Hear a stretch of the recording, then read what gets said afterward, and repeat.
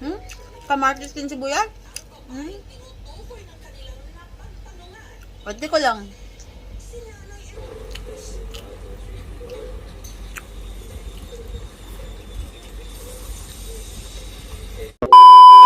Wow, nagimas mo ito luto mo lakay.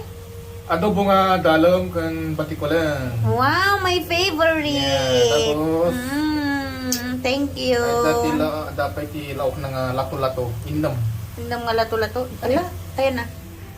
Ay, Nay, inkabil mo matalato-lato kon. Lato-lato. Apa yun? Inlaw mo, di tayo ti daldalam kan, apro kan, batikulangan. Di ako naiayama kon. Ay, di lato-lato mo. Ang tayo na po, adobo nga. Batikulong, kindalang, adati, lato-lato na. Rice ni daddy, in fry ko. And kaimasan iti amin nga kaimasan sibuyas kan kamatis and of course ang amawan ti white rice kan jay itlog mangantayo na po nagimasan gayo may kanla kay mangantan.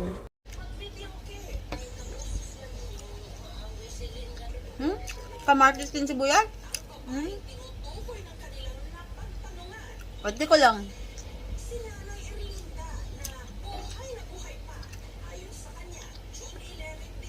Dalam ti mayo.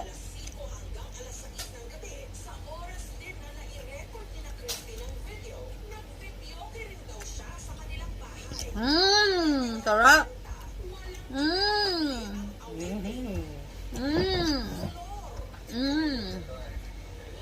Nakamatis talaga kung sibuyas the best.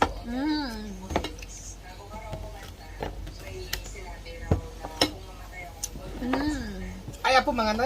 Iba naman, kaya kahit 100, kahit 200 liters. Na-try nyo na ba, ma'am, na like kumakanta kayo kahit nandun? Oo, kaya try ko doon banda, pero Hindi na siya gumagana. Kasi rechargeable battery yung ginagamit. May tendency na, halimbawa, fully charged yung battery ng microphone, nakaparehas ng frequency niya. Kahit nasa malayo, pwedeng makapag-transmit ng good quality ng audio.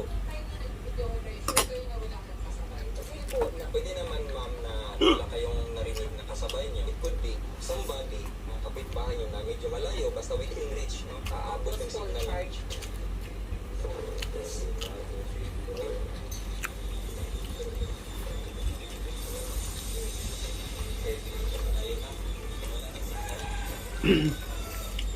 Patay na. May tunog ka. Okay. So, this is roughly 90 meters. Okay, may tunog ka. So, this is roughly 120 meters.